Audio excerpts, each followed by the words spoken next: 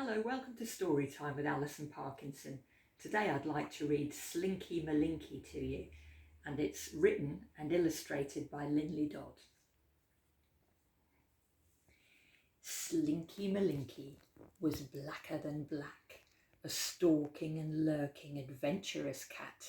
He had bright yellow eyes, a warbling wail, and a kink at the end of his very long tail.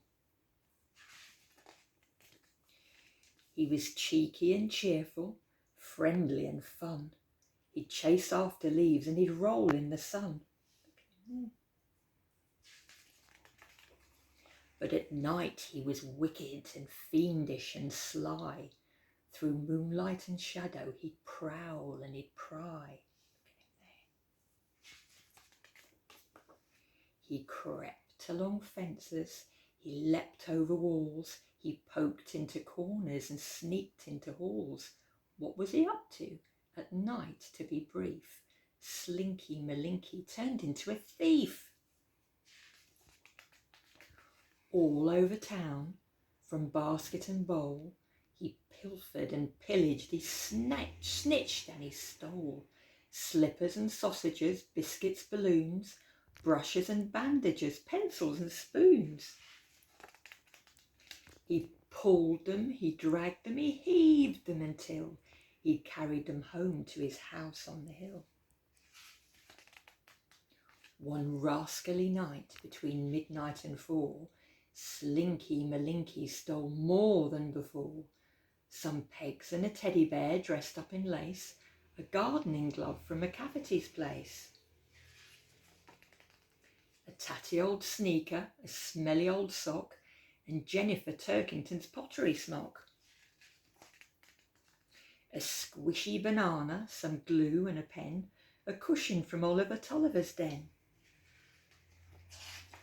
A clock and some bottles, a pair of blue jeans, a half-knitted jersey, a packet of beans.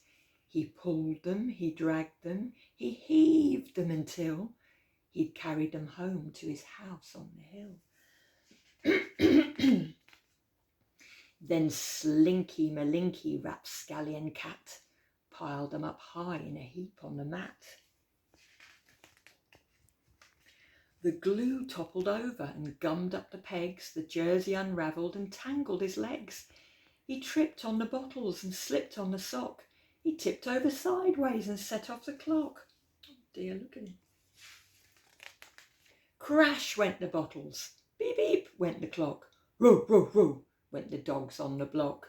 On went the lights, bang went the door, and out came the family, 1, 2, 3, 4. Can you see? Look, there's their feet.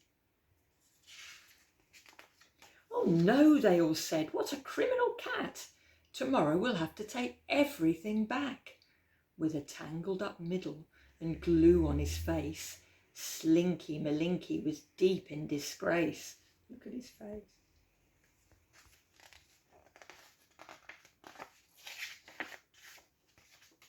Never again did he answer the call when moon shadows danced over garden and wall. When whispers of wickedness stirred in his head, he adjusted his whiskers and stayed home instead. And that's the end of the story. Hope you enjoyed it. It's called Slinky Malinki, and it's written and illustrated by Lynley Dodd, and it's published by Puffin books.